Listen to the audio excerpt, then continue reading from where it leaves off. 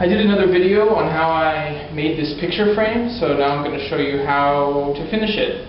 I've sanded it and blown it all off with the air compressor, but you could also use a tack cloth, made it all smooth. And what I'm going to do is put on the first coat of this stain and polyurethane mix, just using a foam brush. So how I'm going to do this is by using these little stands here. What I'm going to do is paint all the back first, and then flip it over so it's sitting on those points, and then paint the front or stain the front and let it dry. I don't really care what the back looks like all that much, so if there's a little spot from these stands, that's not a big deal. So I'll go ahead and start and put the first coat on, starting with the back. Here it is with one coat of the stain and polyurethane. What I'm going to do is use a little bit of 4/0 steel wool to just smooth it out all over, just a little bit. And then I'll go ahead and put a second coat on. The parts that I'm being very careful of are the outside of the frame here, the front, and also this inside edge here, because those are the parts that will show when the frame is complete.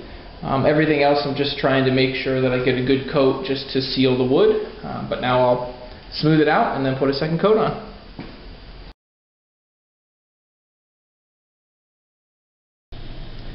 Here's the picture frame all completed with 3 coats of the stain and polyurethane on it, using 4/0 steel wool between each of the coats to smooth it all out.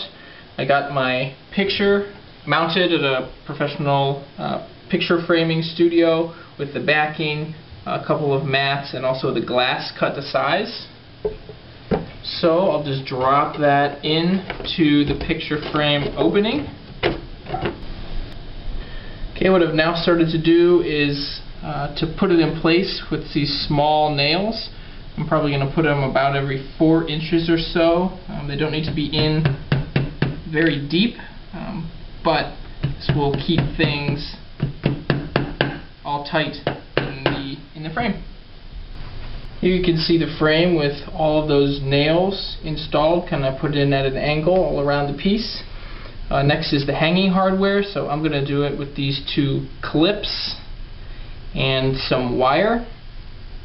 What I'm going to do is use the screws to mount these clips about 2/3 of the way up the frame, so that when it's all put together you won't see the wire out the top. I'm just going to use a Phillips screwdriver to screw these in. So with those installed on both sides and the wire in place, and definitely going to be below the top of the frame, I'll just clip off the extra, and there you have it. Just ready to be hung on a wall.